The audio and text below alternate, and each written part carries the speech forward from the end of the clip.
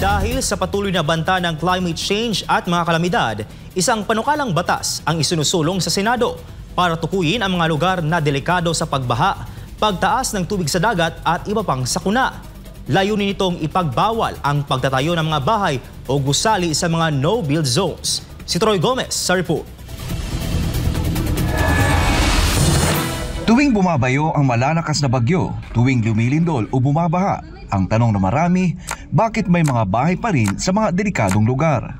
Iyan mismo ang gustong tugunan ni Senador Robin Padilla sa kanyang Senate Bill No. 1481 o National Hazard Mapping Act. Sa ilalim ng panukala, inaatasan ng gobyerno na gumawa ng pambansang mapa na magtatala ng mga mababang lugar at high-risk zones na madaling tamaan ng sakuna. Ayon kay Padilla, panahon na para pigilan ang walang tigil na pagtatayo ng bahay at gusali sa mga lugar na dati nang binabayo ng kalikasan.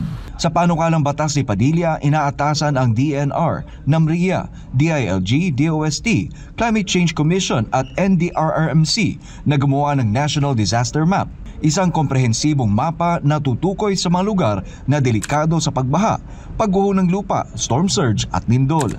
Kapag natukoy na ang mga lugar na ito, otomatikong ideklara itong bilang no-build zones. Ibig sabihin, bawal magpatayo ng bahay o gusali sa mga lugar na iyon.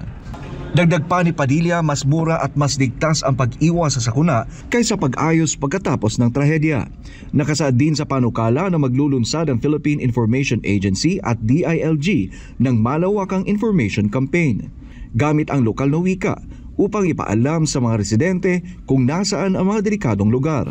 Bawat lokal na pamahalaan din ay magkakaroon ng malinaw na gabay kung saan ligtas at kung saan bawal magtayo. Sa ilalim din ng panukala, kada 5 taon ay kailangang i-update ang hazard map upang masiguro ang katumpakan ng impormasyon. Para sa Diyos at sa Pilipinas kung mahal, Troy Gomez nag-uulat, SMNI News.